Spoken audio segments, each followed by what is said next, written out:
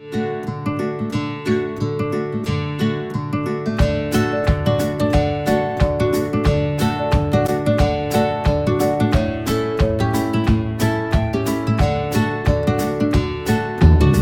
Lily Foundation, which puts out a lot of money for people put in, they define a sabbatical clergy as stepping apart for renewal and for intentional reflection, as opposed to vacation. Latin for vacation is vacare, which is something to do with vacating your life, so leaving your life and your work and going away to do something different. I would say from that comparison in sabbatical, you're looking at everything in your life. You're staying close to it to reflect on how God's speaking to you in your life. It's time for renewal, of drinking from God's living waters. So very much about a spiritual focus. And the Lily Foundation always says, has in its documents, that for sabbaticals you do what makes your heart sing. And then Mac, his first sabbatical here, he did get funding from Lily Foundation, and we did things here while he and John went to Mexico, as you remember, or the people that weren't here at the time. So that was his first time going to Mexico, to this art community, and where he did art. And then he ended up going there each sabbatical, and it ended up being his second vocation.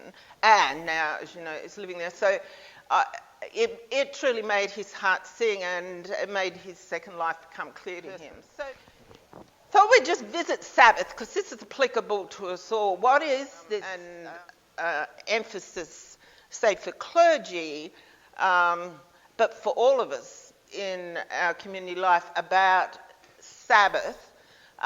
The Hebrew word is kadosh. I remember about 2 Hebrew words, but that they kept emphasizing, because the word kadosh, or holy, is uniquely a word that you will only ever find when associated with God.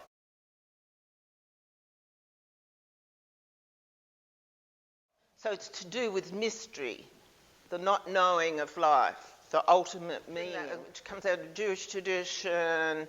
We have a Sabbath day, which in Genesis, the Sabbath day was made. It was created.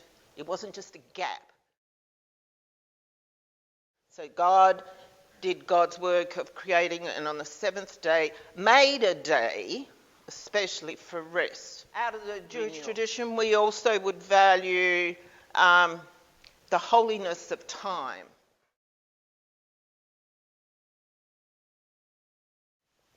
Is the heart of our existence. We're given time. We're given maybe 3 school years and 10, or whatever. We're given the days in the week. They've each got a name. They've got a secular name, and then in the church, the seventh Sunday and Pentecost. It's a bit boring, but compared with naming days, All Saints or whatever. So God is in time waiting. Our Sabbath days are not for recovery from work to get ready for work the next day, which I guess you've all struggled with that. I struggle with that. It's a day completely to be open to the renewal of this God and what's going to bring you joy. The highest goal of the Sabbath, and extending it into a sabbatical, is spiritual.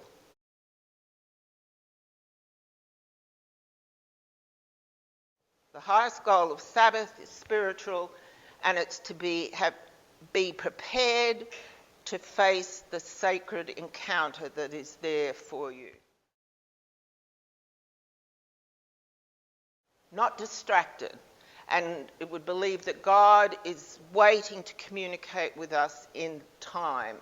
And our invitation is to turn up to receive the insight or the connection that God's helping to make for us to be fully human. My proposed sabbatical, you see it there quickly, I put it in on the 5th of March.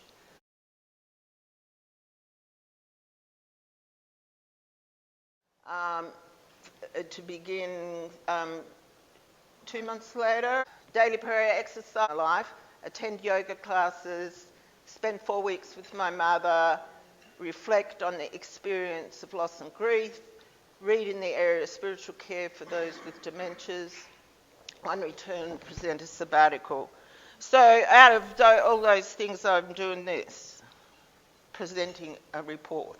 I did go to yoga class and paid for the whole month, but then things changed. In terms of, I'm going to just mention my interest in ageing and dementia. As I've got older, of course, I get, like when I first started in ministry, I was really into women's issues, language, for different images of God and so on like that. Well, now I'm this old, I'm in my mid-60s, my ministry interests have shifted. Now I still care about really being careful about our language and exploring our languages for the images of God and so on. But I find myself now, through having older parents, really interested in pastoral care of ageing people and the mystery of growing old, which I have a medical background. I was mainly and scientifically informed or first educated was mainly ageing is all about loss. It's all about physical ability and losing what was rightfully ours. Or whatever. And then the entrance into dementia happened one day. A parishioner here a number of years ago stopped me in the hallway and said, "I have Alzheimer's. Will you pray for me?" And I said, "You want to go on the prayer list?" And they said, "Yes, I want this community to pray for me."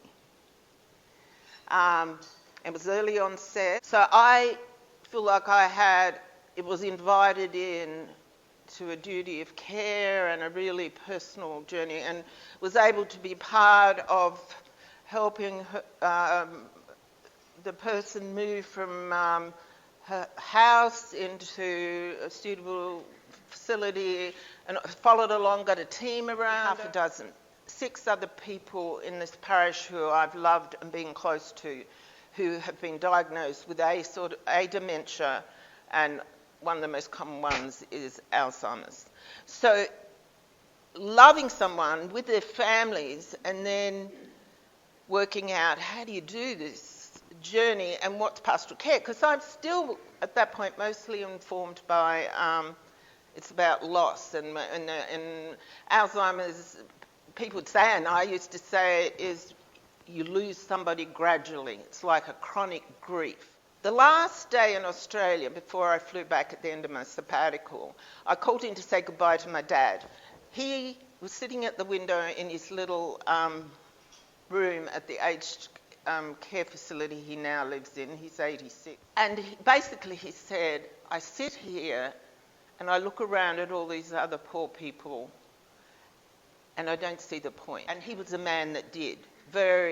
His identity was around, he was a sort of a mechanical civil engineer type person, and he was really well known in Hobart for his ability to problem solve around those things. He didn't have that question when he lived in his own place.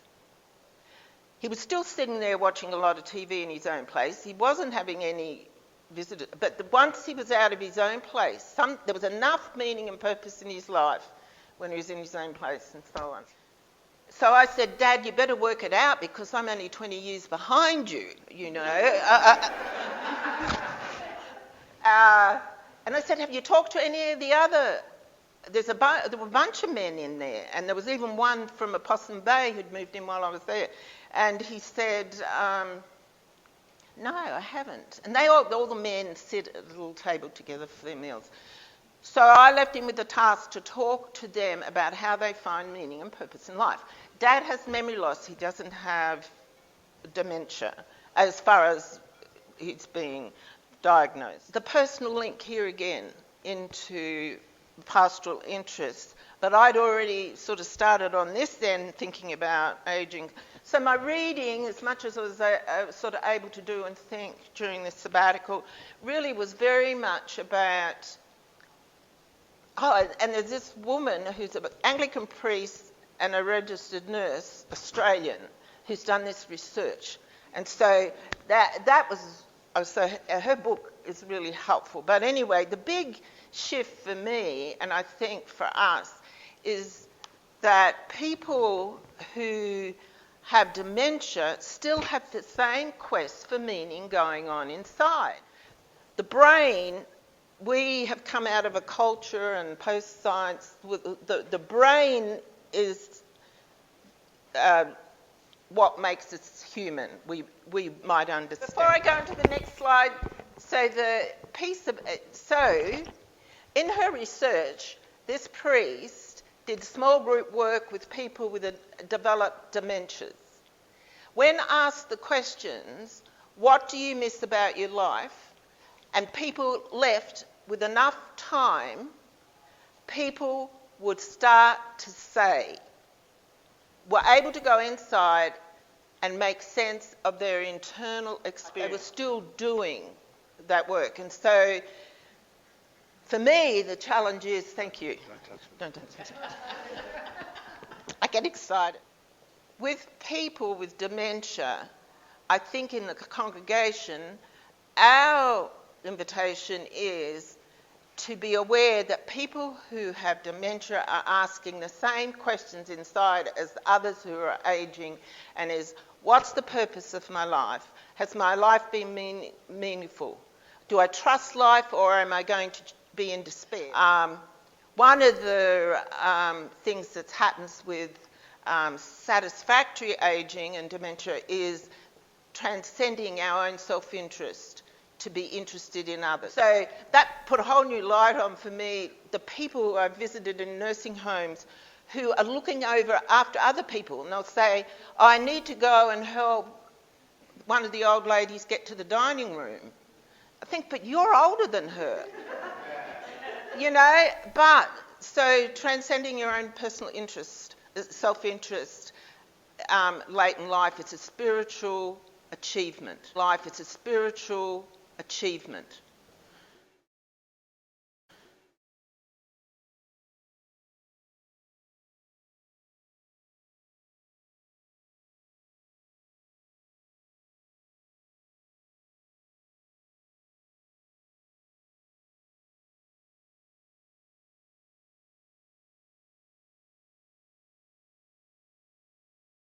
Australia.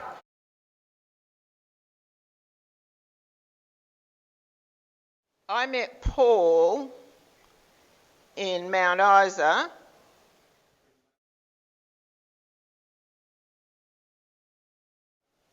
Queensland, up there, in my mid-20s. He was from Brisbane, so he's from Queensland.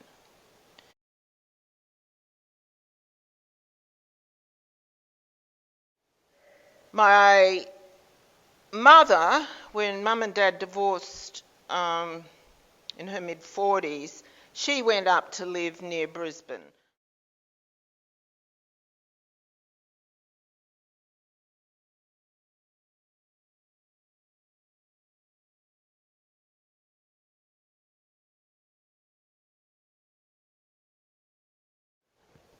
So Mum's location was Brisbane. So our life is sort of either between Brisbane, the Gold Coast, which is just south of Brisbane, and Tasmania.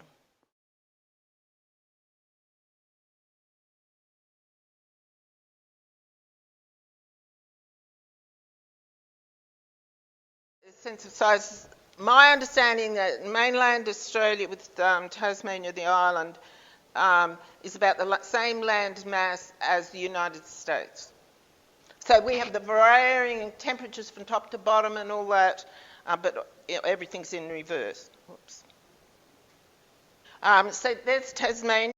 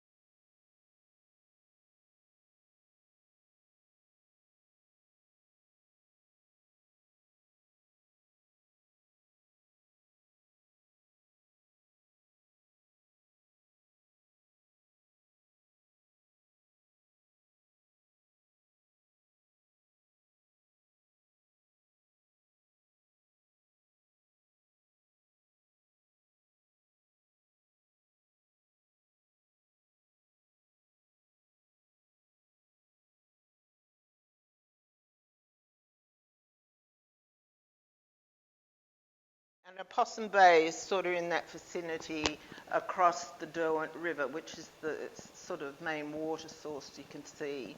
And if you keep heading down from south of Tasmania, you go to the Antarctica. And just at the southern part of Australia, Tasmania, is the Arctic Exploration Centre.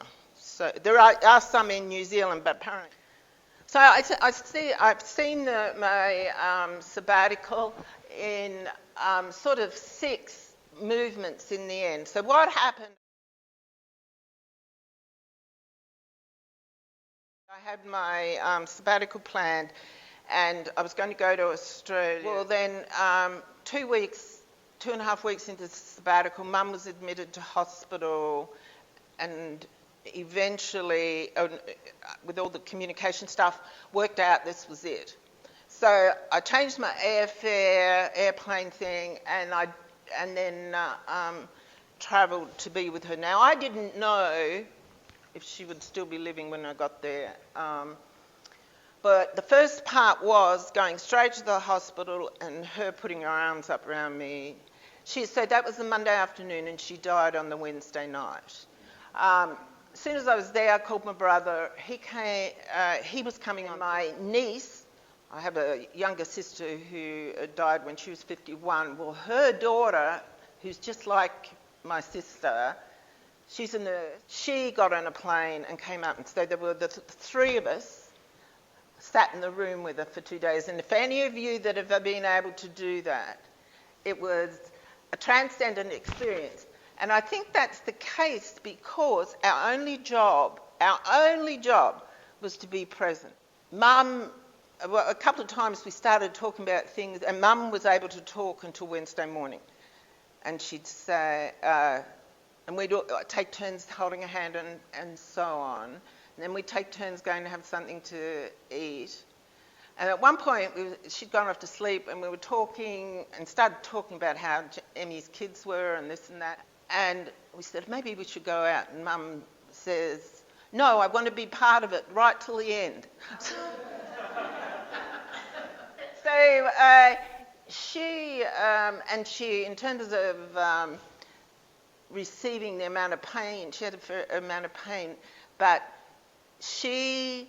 what she said is, I want to remain myself as long as I can. And so it was only on the last day that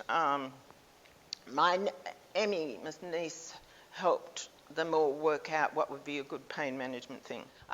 Then there was the movement to doing, she was a parishioner at local Anglican church.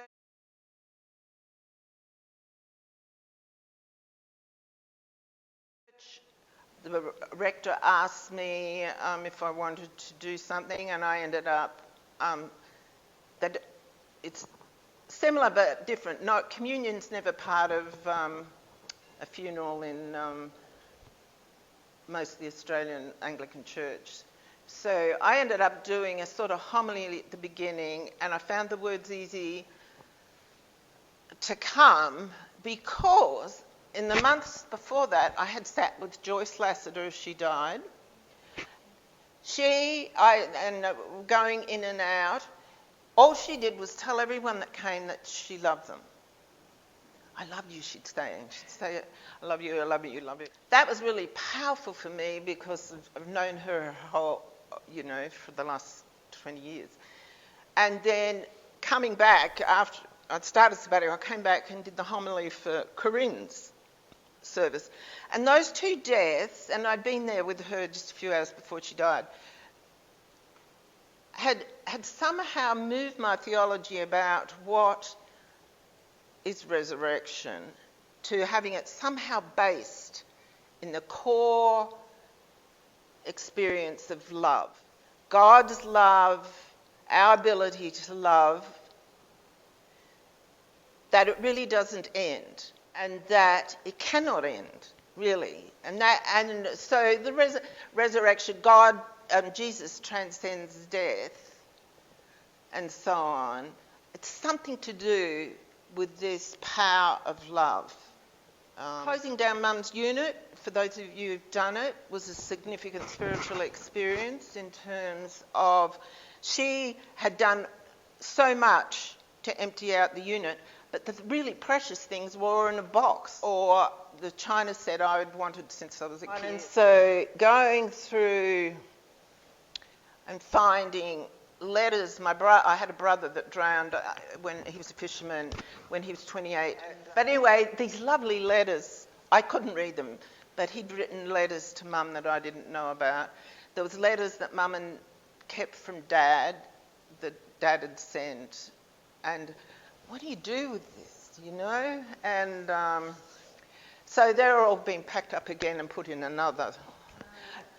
But closing down the unit, she kept all the nice things, and you think, we'll be able to sell them, or somebody will want them, and they don't. And so there's this lovely furniture that I watched some Vincent de Paul come and just bundle up, and there's a message in that. Then I had a couple of weeks of staying with friends, and they nurtured me. That was really powerful in a sense of how I could come back. I found out when I got to when we were planning a service, when my brother got there, that Mum wanted her ashes to be interred at Opossum Bay, which is where our family home beach place had been. I didn't know that. I thought she would want them at the church. And so I ended up carrying her, and you get a letter when you're carrying the ashes on the plane, and so there's these images of me stopping in Sydney and then stopping here and there and always carting Mum's ashes until I got them to her delivery place. And there's something precious about that, and whatever inner process that was for me. A chance to pull together a liturgy. That was the one for, at the church in Queensland. I used the front of that for the liturgy in Hobart. And I wrote a prayer of committal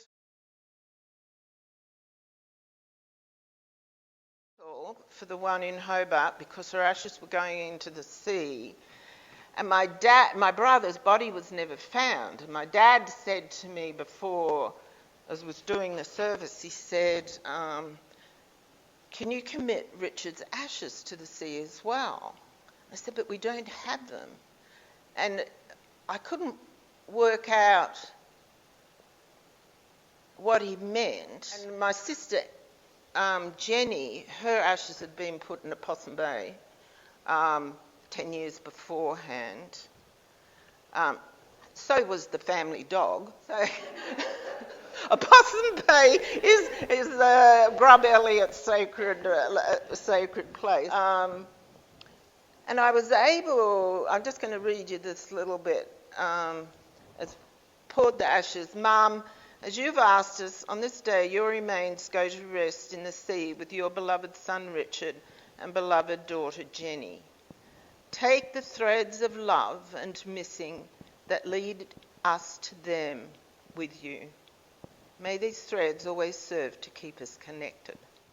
And afterwards, my dad said, you did that because you did it. And and just how important that was to him for us to. And my brother's son, who's 40, and his children were there too, and so they were able to hear the words, as well as my sister's children. The family of origin, so this was taken in 1968.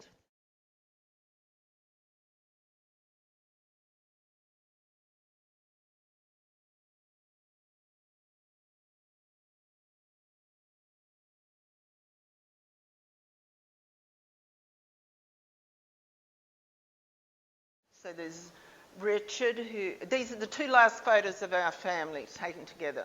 There's one in 68 and the next one 73. And that, after that, our family didn't exist exactly the same way. So Richard, and then my brother Ian, who's now 60, then Mum, then Jenny, Dad, and me. There we are, 5 years later at the airport, seeing, you can see Jenny's on the right. I think she's going off to live in Perth. My brother shortly after that left Tasmania.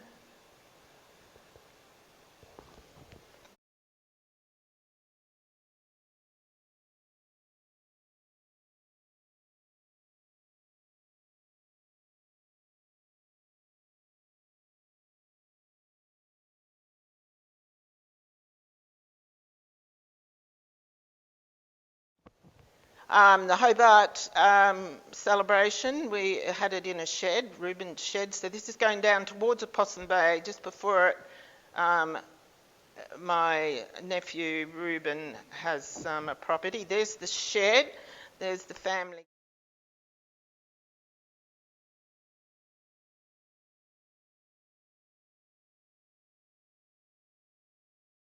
Gathered. I'm over there on the left, holding forth, and just to the right of, left of me is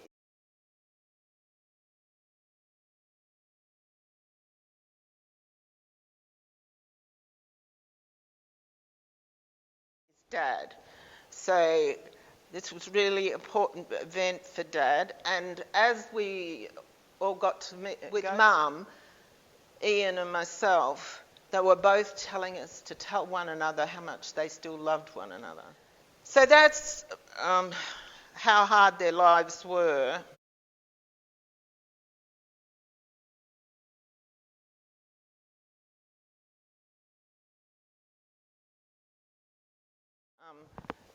It's my brother's eldest son looking up with the order of service, and my living brother is over there on the right.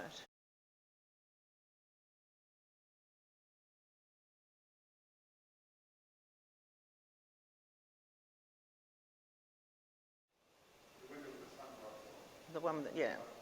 And a really good friend, Jane, and my grandnephews. There I am. Their place looks over into the bay.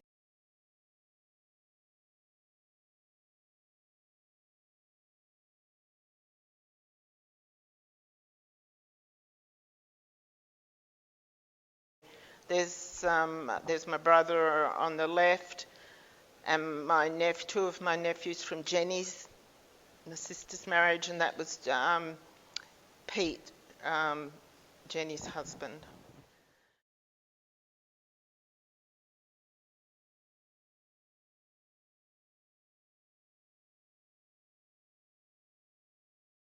That is us going down to the jetty, looking out on Possum Bay.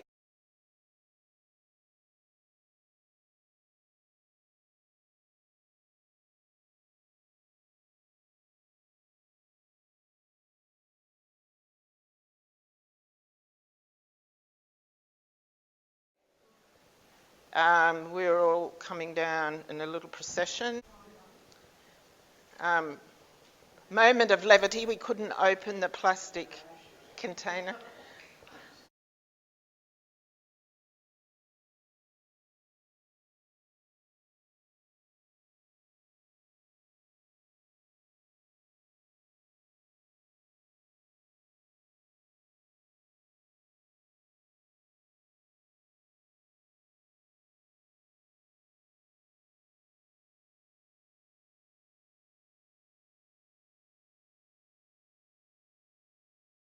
There's Emmy, my sister, and I.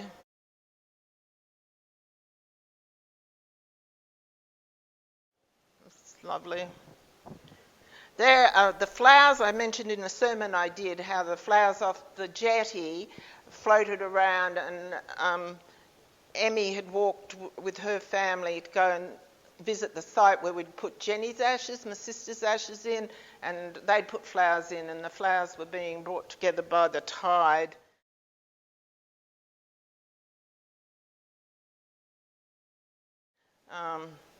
Looking back from the jetty onto the beach, that red brick place is my dad's home.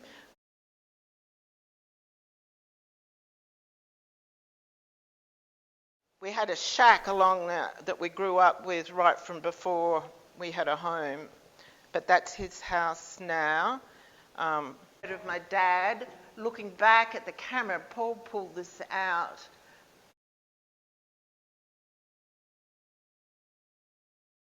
I think of what it was all meaning to him. Something that grabbed my attention when I was finding a place for Mum's things was she'd put this away in her precious box. It was unfinished knitting. And it grabbed my attention, I thought, and I knew that Layla and Tricia, friends of mine, we were all going to have a little gathering when I came back around our mothers. And I knew this is what I wanted to use as an image. And I wondered why. And it's something to do with life it's not finished. Her life is going on in some way. I thought of something more profound at the time, but so I'm going to finish up now. What I would carry into my ministry is what a gift it is to one's children to get rid of your stuff. I feel like Mum keeps giving every day because we don't have to worry about this and that. And plus, none of us lived near her, my brother nor myself, so maybe if you live close, that grief is really individual and personal, would be something I'm reminded of. I haven't felt. I don't feel like she's gone in many ways, although doing this over the last couple of days I'm in touch with this gut of sadness, but it's not overwhelming. I travelled back with this sense of that the land or the Opossum Bay has become an ancestral spiritual home for our family.